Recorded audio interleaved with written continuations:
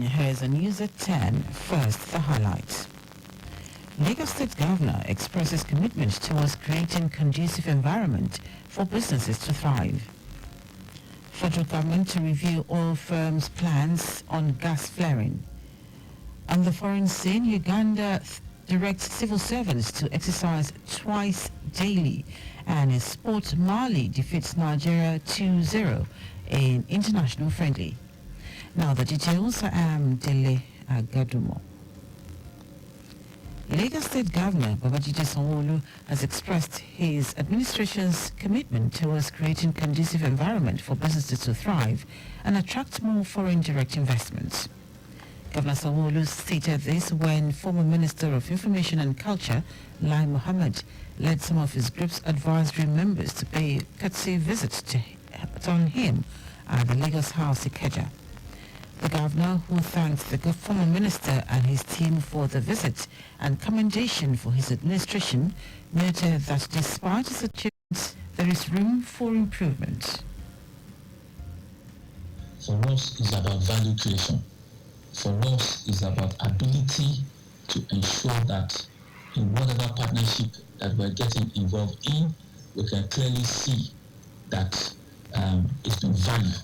The citizens or the sector that is being served must be able to identify the benefits that comes with those partnerships and with those collaborations. And we believe that we're still growing as a state, we're still learning as a people, and the potentials that we have here has not been fully optimized yet. Earlier, former Minister of Information and Culture, Lai Mohammed, commended the Lagos State government for its efforts at improving the transportation sector, especially the inauguration of the Blue and Red Line rail projects. Mohammed, who lauded the leadership style of Governor Sanwo-Olu, which he noted is being driven by results, sought collaboration with the state government in improving the lives of residents. While acknowledging that Lagos remains investors' destination, Mohammed promised that his team will provide the needed expertise to make Lagos achieve its achievement of being the best in West Africa. We believe that we can partner with Lagos to strive to make Lagos State like global mega hub of technology and technology. Our correspondent Adiola Akedele reports that areas of collaboration proposed by the group include energy, service communications, education, policy advisory, training, among others. The Lagos State government has announced that the state is expected to experience more than normal amount of rainfall during the 2024 rainy season, with a total of 1,936.2 millimeter predicted rainfall. Commissioner for the Environment and Water Resources, Tokunbo Wahab, made this pronouncement at a media briefing on the seasonal climate predictions SCP and the socio-economic implications for Lagos State held at the Ministry's Conference Room, Alausa. Wahab, who said the annual briefing is to alert Lagosians of the climate patterns and its socio-economic implications for residents, noted that the onset date is expected to be the first week of April and season in the first week of December. He said below normal rainfall amounts are anticipated in the first half of the rainy season, while normal to above normal rainfall amounts are expected in the second half of the rainy season. The Commissioner reiterated that the Ministry's collaboration with NIMET annually on the seasonal climate predictions has been invaluable as a vital weather and early warning tool for farmers, decision makers, operators of the various sectors and businesses that are likely to be impacted by the annual rainfall. The Lagos State Security Trust Fund, LSSTF, has received delegates from the Delta State Security Trust Fund, DSSTF, on a working visit. The visiting team, led by its Executive Secretary, Sam Osasa, said it is in Lagos to understudy the activities of the LSSTF with a view to equipping its members with prerequisite knowledge on how to run DSSTF effectively and successfully as the LSSTF has done in Lagos.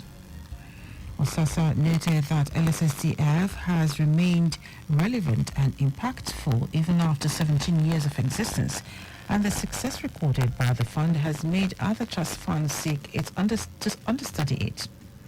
In his welcome address, Executive Secretary and CEO of LSSTF, Abdul Razak Balogun, expressed hope that the purpose of the working visit by the team from DSSTF would be achieved and replicated in their state.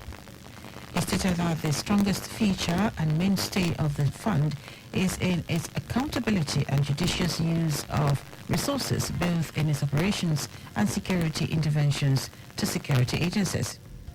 According to Balogun, LSSTF places major focus on maintenance, and that is why its assets remain functional, lasting up to 12 years and more. In the highlights of the visit, the LSSTF put together on-site training sessions on modalities for operating an effective trust fund, arranging visitations to some of the beneficiaries of the fund, and a tour of a world-class indigenous security equipment manufacturing company, among others. 17 soldiers killed on March 14 in the Okwama community of the Oili South local government area of Delta State will be buried today. In a post on X, the Nigerian Army said the slain soldiers will be buried at the National Military Cemetery, Abuja, at 3 p.m. According to the post, President Bola Tinubu will be the special guest of honor at the event. The slain military personnel responded to a distress call after a communal clash between the Okwama and Okolaba communities, both in Delta State, before they were gruesomely murdered. Now to the rest of the stories. Minister of State for Environment, Isiek Salako, says the ministry, through the National Oil Spill Detection and Response Agency, is set to commence periodic review of the plans of international and indigenous oil companies to ensure they stay on course to end routine gas flaring by 2030. Salako said this in Abuja at the National Stakeholders Engagement Meeting on methane mitigation and reduction in Nigeria's oil and gas sector. The minister, who said practical steps are being taken to address methane emissions, stated that President Bola Tinubu is committed to environmental sustainability and climate action in line with the multilateral environmental agreements that Nigeria is party to. Methane, a potent greenhouse gas with significant warning potential compared to carbon dioxide, poses a major threat to the health and well-being of current and future generations and climate protection goals. The Nigerian Security and Civil Defense Corps Commandant General's Special Intelligence Squad has uncovered a massive illegal oil refining site in a forest in the Odagwa community of the Eche local government area of River State. According to the NSCDC, the site has 10 illegal refineries with an estimated 500,000 litres of crude oil contained in about 50 illegally constructed reservoirs.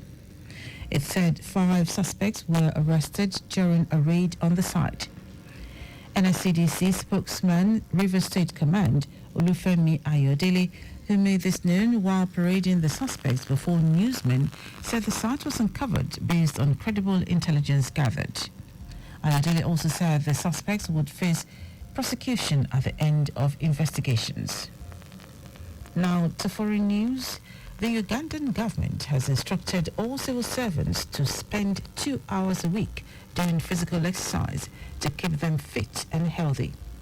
It comes 2 years after a national health survey showed obesity rates in the country had risen from 17 to 26% in the last 17 years. The head of public service, Lucy Nakyobe, who gave the directive in a letter shared to government agencies, said the sessions will help save the lives of staff and reduce the disease burden. This is not the first time Uganda's government has introduced initiatives to encourage exercise as in 2018 it brought in the National Day for Physical Activity, which sees sporting activities held across the country. Commissioner for Non-Communicable Diseases Prevention, Charles Akia, told local media that the Health Ministry had already been running exercise sessions for their staff, and it wanted to see it adopted across all departments. Now, sports. The Eagles of Mali defeated Nigeria's Super Eagles 2-0 in a friendly game in Marrakesh, Morocco last night. The Nigerian side suffered the loss courtesy of one goal in each half of the game. El Bilal Toure gave Mali the lead in the 18th minute, and the Super Eagles of Nigeria, runners-up in the recently concluded Africa Cup of Nations in Cote d'Ivoire, could not sever a draw in the first half. Kamori Doumbia sealed the victory for the Malians with an 87th minute strike from the center of the box. This loss was the interim coach George Finige's first loss at the helms of affairs following the expiration of Jose Peseira's contract. And that ends our news at 10. Just before we go, please do not drive beyond specified speed limits. You can follow us and like all our various social media platforms: X, formerly Twitter, Traffic Radio 961, Instagram, Lagos Traffic Radio 961. Watch us live on Facebook, Lagos Traffic Radio 96.1 FM. On YouTube, subscribe and watch all our previous programs and news on our channel, Traffic Radio 961. Did you know that the Sao Paulo administration renovated 5 libraries? Ekpe, Badagry, Etiosa, Amuwodofi, and Ikorodu? You can get more details on the Lagos State Government website. To end the news, are the highlights of the major stories. Lagos State Governor Babajide Sanwo-Olu has expressed his administration's commitment towards creating conducive environment for businesses to thrive and attract more foreign direct investments. Minister of State for Environment Isiaq Salako said the ministry, through the National Oil Spill Detection and Response Agency, is set to commence periodic review of the plans of international and indigenous oil companies to ensure they stay on course to end routine gas flaring by 2030.